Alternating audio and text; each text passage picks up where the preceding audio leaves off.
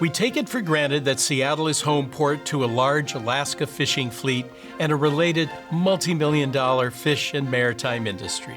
But that industry wouldn't have happened if it weren't for the purchase of Alaska from Russia. And that transaction might not have occurred without a big nudge from Washington's pioneers.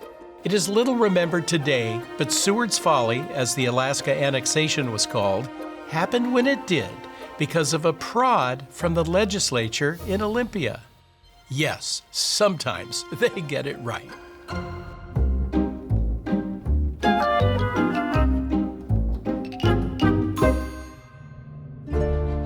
Let's dial back to the mid-19th century.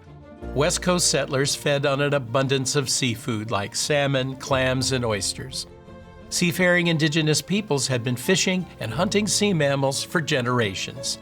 There was little incentive to go far afield for fish.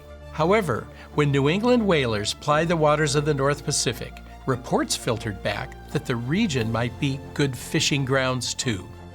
Russian explorers as far back as 1765 had noticed lots of cod and other fish up there.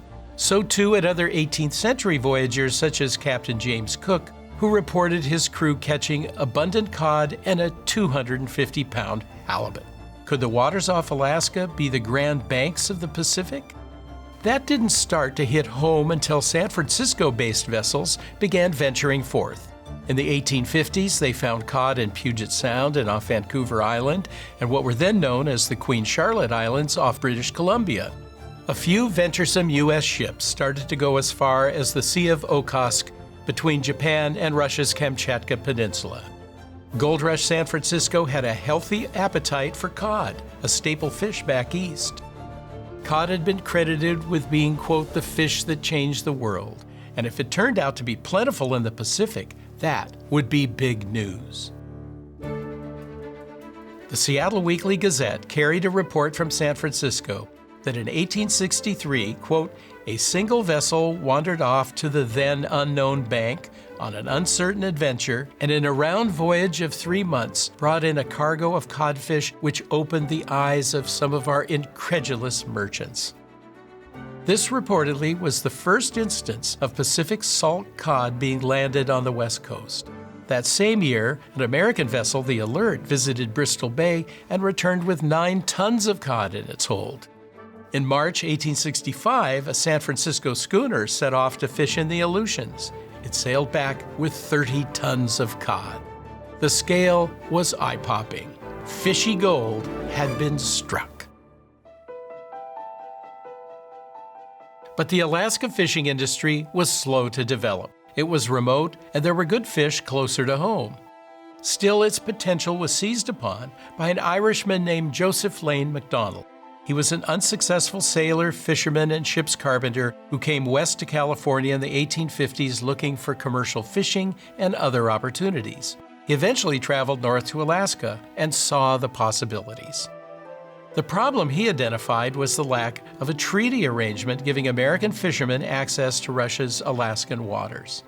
In 1859, MacDonald began pushing President James Buchanan's administration for such access through political channels. He also tried partnering with Russians in Sitka to arrange access, but that failed. MacDonald settled in the young Washington Territory and served as a clerk in the Territorial Assembly.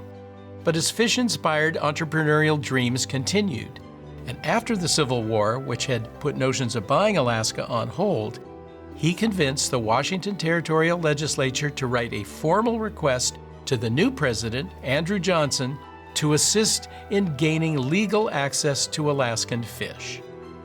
Washington had the advantage of American proximity.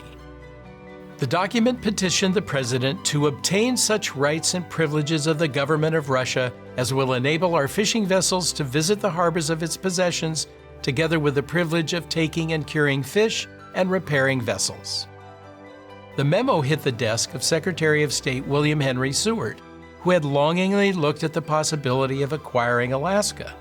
America was in a much better position than Russia to take advantage of Alaska's resources, and Seward now had a document that offered proof of its value. The politicians of the Washington Territory were urging action. In the era of manifest destiny, such things often did the trick. Seward, who was a sharp lawyer, knew how to make the most of Washington's request. Shortly after receiving it in February 1866, Seward reopened communications with the Russians, saying that it was now time to make some comprehensive arrangement regarding Alaska, and negotiations began.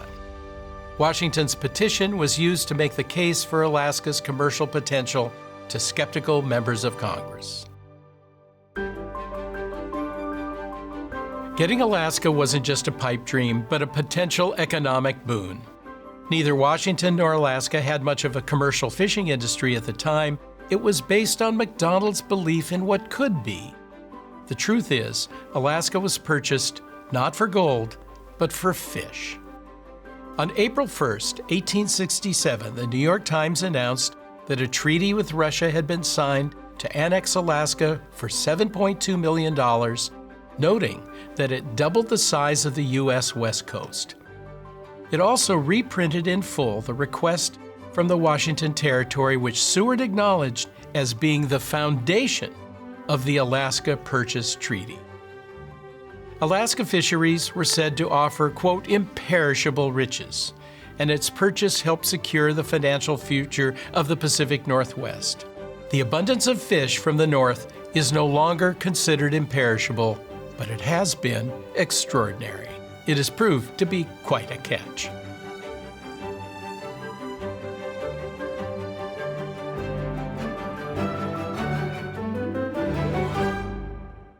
For more on this episode, listen to the Mossback podcast. Just search for Mossback wherever you listen.